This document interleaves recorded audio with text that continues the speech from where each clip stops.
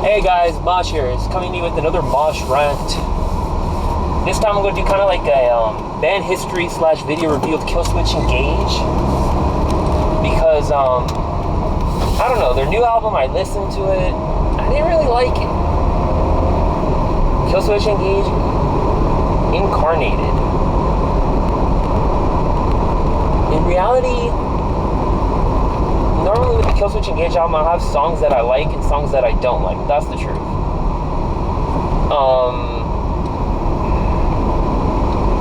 The one that I liked the most, though, out of the Killswitch Engage lineup had to be the last album when Jesse Lynch came back. Howard Jones, I did like him as a singer. He wasn't a bad singer, and he wasn't bad for the band. That's the truth. But when it comes down to it,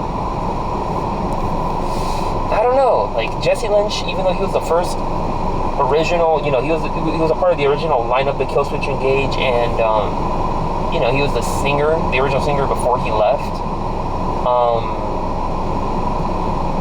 After the second album, he was the first one I heard in reality, and I fell in love with his voice off the first Killswitch Engage album back in 2006 when my friend gave me a burnt CD, and I listened to the first album, without the enhancement, the 2000 enhanced edition, the one I bought.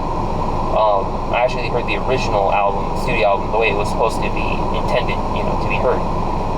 That album was fucking amazing from beginning to end. And then same thing with the second album, which I believe is called Slowly Breathing and Barely Alive, something like that. That album was fucking beast. And then he left the band. Howard Jones came in to fill his spot. Howard Jones started with The End of Heartache. That album was fucking sick. As Daylight Dies, that album was fucking sick.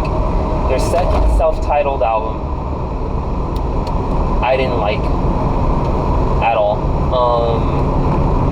with Howard Jones.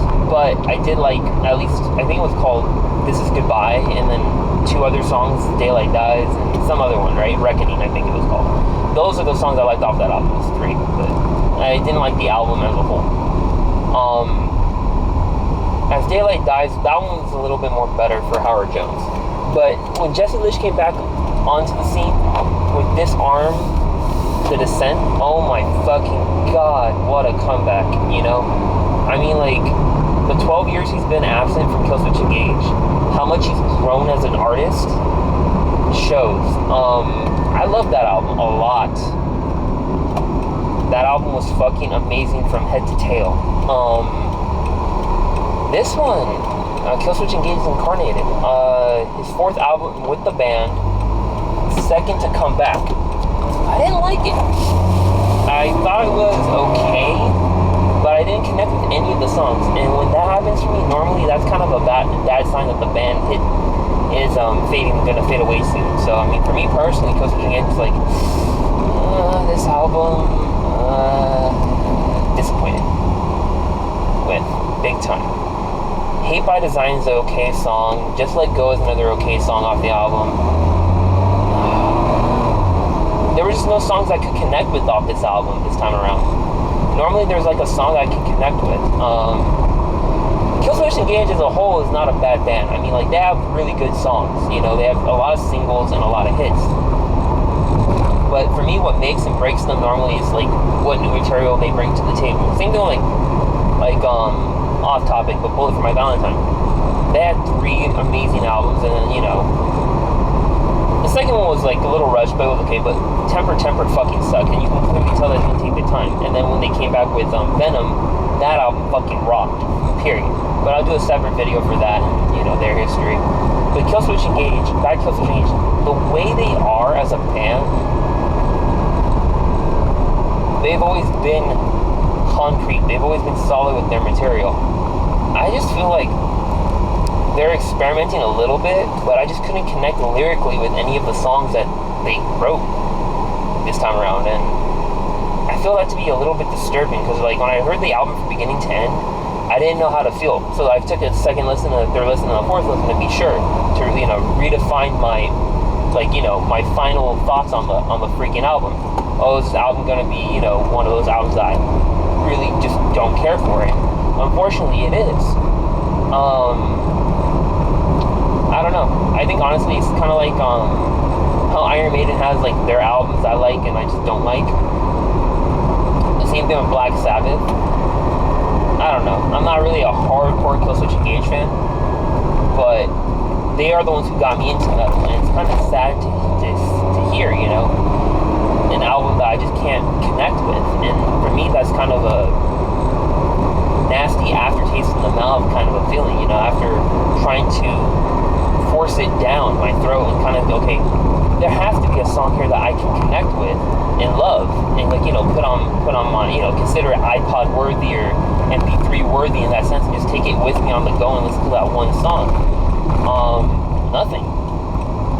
I was just like flabbergasted, like, holy shit, I could not connect with anything off this album, which in turn for me was a problem, because, you know, I like to connect with my bands, you know, I like to connect with them big time, like, you know, hardcore, like, hey, you know, this song fucking rocks, like, you know, This Arms of Sorrow, Irreversible off the first album, you know, This Is Goodbye, Rose of Rashanra, or whatever her name was, or that whatever that song was called, My Curse, you know.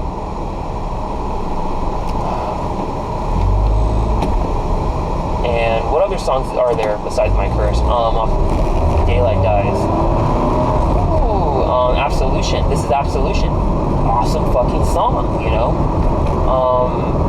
For me, it was just, how can I say it? It sucked. Incarnated sucked. Killswitch Engage's Incarnated album fucking sucked for me. And I couldn't connect with it. On a review scale, I would probably give it a 4 out of 10 because I couldn't connect with it. Normally, like, you know, I would be like, okay, I can connect with this song. The album isn't too bad. Your reason, I didn't actually bought this album, believe it or not. I'm kind of happy I didn't, because honestly, it doesn't deserve to be in my collection because I couldn't connect with any of the songs. I don't know. Personally, if you're a Jesse Lynch fan, then you're gonna, you know, love the material. I mean, some people might love this album. I just couldn't connect with it personally. Even though I love Jesse Lynch and I love Howard Jones and I love Killswitch Engage as a whole, and they have rich history, I just couldn't connect with them this time around. It's kind of sad because they're the ones who got me into metal back in 06. Then, you know, Bullet for My Valentine I picked up afterwards, The Poison, after the first self-titled album. But yeah, they're the ones who got me into metal, period. Whatever. They're the ones who got me into metal. I was like, alright. But yeah, they're the ones who got me into metal, hardcore. Yeah, to hear them, you know, not being as successful as I thought they would be, kind of brings a tear to my eye. I'm just kind of like, you know, with it. I don't know. I'm just one of those skeptical people that are just like, well, that's my rant for today. Thank you for liking the, you know, the video or disliking the video, whatever you want to do, comment. I'm here and we'll chat. This is Mosh. Take care, peace out, and rock hard.